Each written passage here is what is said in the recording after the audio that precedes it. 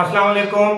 अबरार रशीद आपकी खिदमत में एक मरतबा फिर हाजिर, और मेरी आपसे वही दरख्वास्त कि अगर अभी तक आपने चैनल को सब्सक्राइब नहीं किया तो इसे सब्सक्राइब कर लें और जो बेल आइकन है उसको ज़रूर क्लिक करें ताकि वीडियो का नोटिफिकेशन आप तक पहुंच सके। आपका बहुत बहुत शुक्रिया। मेरी वीडियो का मौजू रिलेटेड तो यूएई से है और लेकिन थोड़ा सा मुख्तलिफ है। यूएई की पाकिस्तान के साथ भारत, बांग्लादेश, श्रीलंका, ये यूं कह ले कि वहाँ की एयरलाइंस या वहाँ की हुकूमत की फैसलों की आंख मचोली तो जारी है, लेकिन अब जब उनको खुद एक फैसले से तकलीफ महसूस हुई तो इस पर वावेला करना शुरू कर दिया। अब वो फैसला क्या है? वो फैसला ये है कि बरतानवी हुकूमत ने एक मरतबा फिर ये फैसला किया है कि यूएई को रेड लिस्ट कंट्रीज में बरकरार रखा जाएगा। अब इस फैसले का यूएई पर वही असर पड़ता है जो यूएई के उस फैसले का असर पाकिस्तान, भारत और इंडिया, भारत और बांग्लादेश पर पड़ता है, जो उन्होंने इन ममालिक को रेड लिस्ट में रखकर परवाजों पर पाबंदी लगा रखी है। अलबत्ता बरतानिया ने यूएई की परवाजों पर तो पाबंदी आयद नहीं की, लेकिन शराइत ऐसी कड़ी आयद कर रखी हैं कि यूएई से, चाहे वो बरतानवी शहरी हैं, चाहे वो यूएई के शहरी हैं, जो भी शख्स यूएई से बरतानिया जाएगा उसके लिए 10 दिन की होटल के अंदर क्वारंटीन मस्ट है और होटल के अखराजात आपको अपनी जेब से बर्दाश्त करने पड़ेंगे, जो कि फी कस यानी फी आदमी तकरीबन 1780 पाउंड बनते हैं, जो कि ठीक ठाक अमाउंट है। अब ऐसी सिचुएशन में बरतानवी शहरी जो कि यूएई में मुकीम है वो भी वहां पर जाना पसंद नहीं करते, क्योंकि 10 दिन की क्वारंटीन और इतना खर्चा, और फिर ये भी मालूम नहीं कि वहां से वापसी पर क्या सूरत हाल होगी। इसी तरह बरतानिया से यूएई जाने वाले या ख्वाहिशमंद वो भी इसलिए यूएई नहीं जाते कि वापसी पर भी उनको भी क्वारंटीन में रहना पड़ेगा। अब इस सारी सूरत हाल के पेश नजर बरतानिया में एमिरेट्स एयरलाइन का जो सरबराह है उसने बरतानवी वज़रा से मुलाकात की है और कुछ डॉक्यूमेंट्स दिए हैं और ये दावा किया है कि यूएई में कोरोना वायरस या पेंडेमिक की सूरत हाल काफ़ी बेहतर है। सूरत हाल इसके बरक्स नजर आती है कि वहां पर भी सूरत हाल बेहतर नहीं है। रोजाना केसेस की तादाद जो है 1500, 1600 इस तरह आ रही है। अमवात भी आज भी वहां पर 1550 केसेस रिपोर्ट हुए, 5 अमवात रिपोर्ट हुई। जो अच्छी बात है वो क्या है?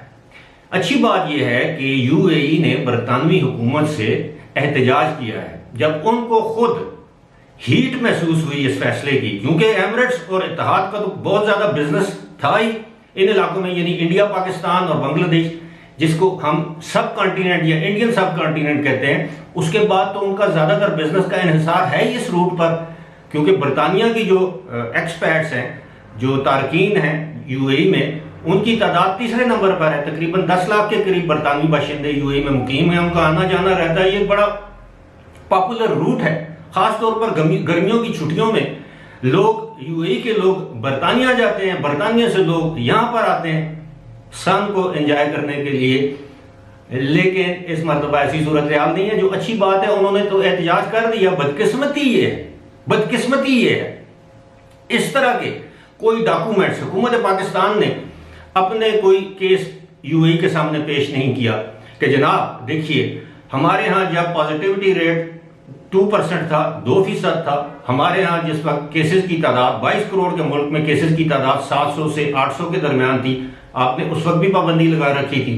आज 3000 से ज्यादा केसेस हैं, 7% पॉजिटिविटी शरह है, तो आपने अब भी पाबंदी लगा रखी है, जिसके नतीजे में हजारों नहीं बल्कि लाखों पाकिस्तानी जो है वो मुतासर हो रहे हैं। अब यूएई में तकरीबन 14-15 लाख के करीब पाकिस्तानी मुकीम है, आबाद हैं, जिनमें से मेरा ख्याल है, जाती ख्याल यह है कि इस वक्त 2-2.5 लाख अफराद मुतासर हो रहे हैं जो इस वक्त पाकिस्तान में है और वापस नहीं जा सकते। अब जो लोग अफोर्ड कर सकते थे वो तो वापस चले गए हैं, ये जा रहे हैं दीगर ममालिक के रास्ते से, लेकिन जो लोग अफोर्ड नहीं कर सकते, जिन लोगों की नौकरियां खतरे में हैं, जिन लोगों के कारोबार जो हैं वो दांव पर लगे हुए हैं, वो क्या करें? जो फैमिलीज एक दूसरे से बिछड़ी हुई हैं, यानी हस्बैंड यूएई में उसकी बीवी बच्चे रमजान या ईद पाकिस्तान मनाने आए, वो यहां पर फंस के रह गए, या बीवी बच्चे यूएई में है और मियाँ जो है हस्बैंड वो पाकिस्तान में फंस गया है। ये ऐसी सूरत हाल है, इसको इंसानी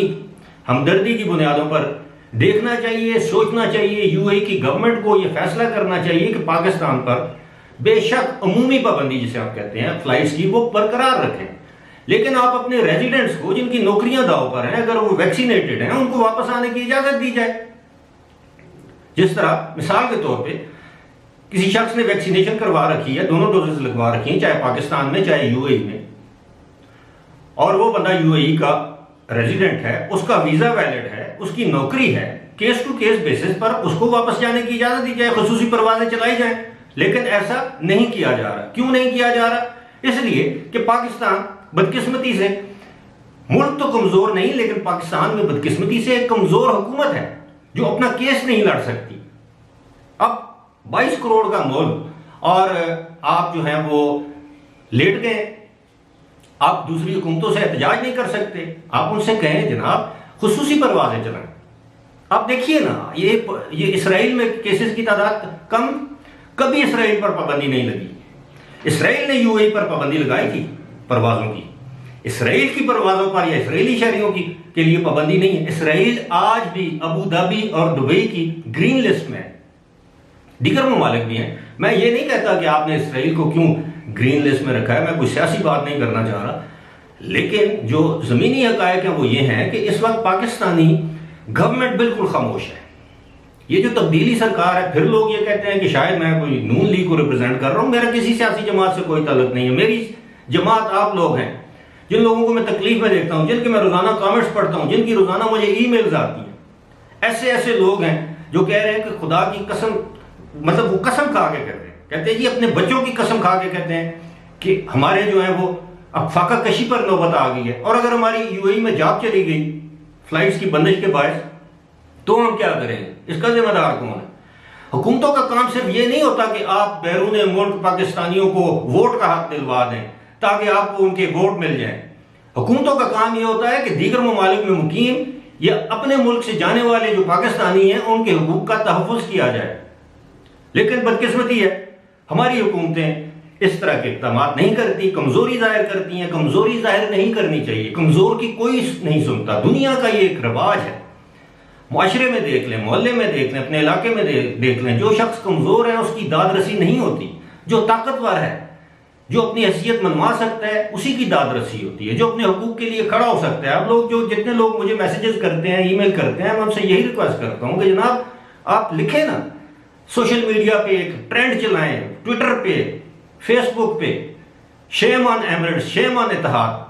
पैसे आपके खा के बैठे हुए हैं करोड़ों डॉलर और टस से मस नहीं हो रहे। खुद पर पड़ी है तो चीखें निकल गई हैं। क्यों?